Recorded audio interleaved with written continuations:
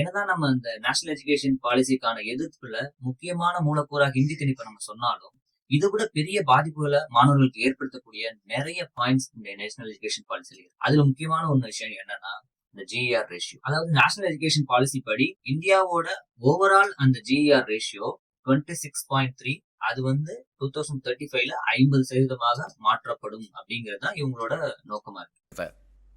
அடப்பாவீங்களா, இப்பதான் இதையே கண்டுபிடிக்கிறீங்களா?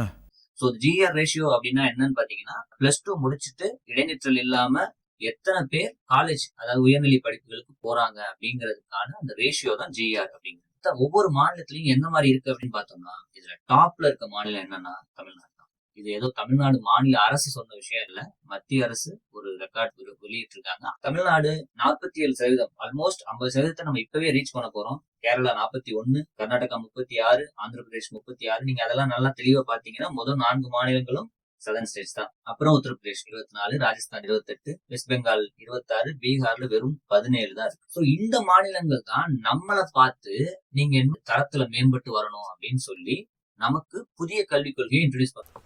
நீ எல்லாம் என்ன கேள்வி கேட்கலாமா?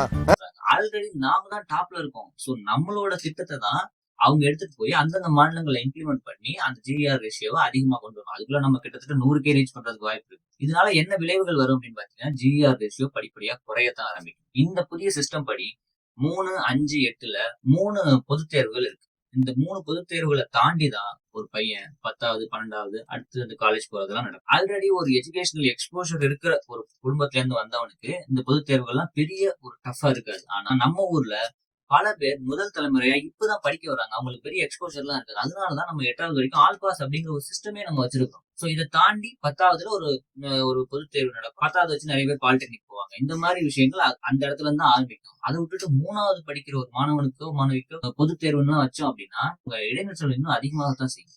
3 அதுலயே ஃபில்டர் பண்ணிடுவாங்க, அடுத்து 5ல கொஞ்சம் ஃபில்டர் ஆகும், அடுத்து 8ல கொஞ்சம் ஃபில்டர் ஆகும், அப்புறம் 10. இது மாதிரி கொஞ்சம் கொஞ்சமா ஃபில்டர் ஆகி இந்த ஜிஆர் ரேஷியோ இன்னும் குறையத்தான் செய்யுமே தவிர இந்த ஜிஆர் ரேஷியோ எப்படி அதிகமாகும் அப்படின்னு எனக்கு சீரியஸா புரியல. ஏன் தெரியுங்களா? எப்படி? அது மட்டும் இல்லாம இந்த நீட் அப்படிங்கிற நுழைவுத் தேர்வு இந்த மெடிக்கலுக்கு வந்திருக்க மாதிரி எல்லா துறைகளுக்கும் எல்லா படிப்புகளுக்கும் இன்ஜினியரிங், ஆர்ட்ஸ் அண்ட் சயின்ஸ் இந்த மாதிரி எல்லா படிப்புகளுக்கும் நுழைவுத் தேர்வு வச்சு அதன் மூலமா ஃபில்டர் ஆகி தான் அவங்க அடுத்த உயர்கல்விக்கு போறாங்க அப்படிங்கிற ஒரு சிஸ்டத்தை கொண்டு வரணுங்கிறது NEP-யோட ஒரு முக்கியமான நோக்கம். இதுவும் இடைநிற்றல இன்னும் அதிகமாகும். ஸோ இந்த கல்வி உரிமை சட்டம் வர்றதுக்கு முன்னாடியே இந்தியாலேயே எஜுகேஷன்ல பல புரட்சிகள் செஞ்ச ஒரு மாநிலம் என்ன அப்படின்னு பாத்தீங்கன்னா அது தமிழ்நாடு தான்.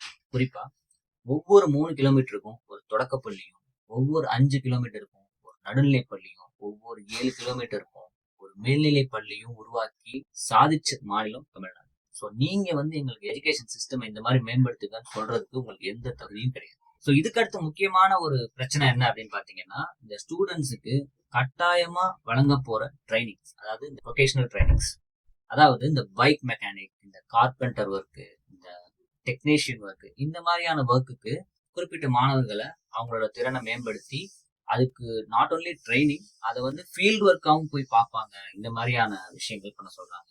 இது உங்களுக்கு எதையோ ஒரு இடத்த ரிமெம்பர் பண்ற மாதிரி இல்லை. அதாவது இந்த பழைய காலத்துல குலக்கல்வி முறைன்னு சொல்லுவாங்க. ஸோ இந்த டைம்ல ரீசெண்டா அந்த விஸ்வகர்மான்லாம் சொன்னாங்க பாத்தீங்களா, அந்த மாதிரியான ஒரு முறை தான் இது. நம்ம படிக்கும்போது ஒரு விஷயம் உங்களுக்கு தோணும், சில பசங்கள் அவ்வளவு படிப்பு ஏறாது. அவங்களும் என்ன பண்ணுவாங்க, கொஞ்சம் கொஞ்சமா பாஸ் பண்ண வைக்க ட்ரை பண்ணுவாங்க. அவங்க ஈவன் ஃபெயில் ஆயிட்டா கூட, பொது தேர்வுகள் ஃபெயில் ஆயிட்டா கூட அவங்க அடுத்தடுத்து எழுதி பாஸ் பண்ண ட்ரை பண்ணுவாங்க. ஸோ இந்த மாதிரியான ட்ரைனிங் எடுக்கிற ஸ்டூடெண்ட்ஸ் ஒருவேளை அவங்களுக்கு படிப்பு ஏறல அப்படின்னா என்ன பண்ணுவாங்கன்னா, அவங்க நம்ம கையில தான் ஒரு கைவசம் ஒரு தொழில் இருக்கு, இதை வச்சே நம்ம பொழைச்சிக்கலாம் அப்படின்ட்டு அவங்க அந்த இடைநிற்றல அந்த படிப்புல இடையிலே நிப்பாட்டிட்டு அவங்க அந்த வேலைக்கு போறதுக்கு அதிகமான ஒரு வாய்ப்பு இருக்கு. இதெல்லாம் ஒரு கெஸ், உனக்கு நீயா சொல்லிட்டு இருக்க, இதெல்லாம் நடக்கவே இல்லை அப்படின்னு நீங்க சொன்னீங்க அப்படின்னா after implementation of national education policy 2020 இதுக்கு அப்புறம் உள்ள ரெக்கார்டை நீங்க எடுத்து பாத்தீங்கன்னா பீகார்ல 87 லட்சம் மாணவர்கள் இடைநிற்றல கொண்டு இருக்காங்க அப்படின்னு கவர்மெண்ட் ரெக்கார்டே சொல்லுங்க. எதுக்குடா பைட்ல தண்ணி?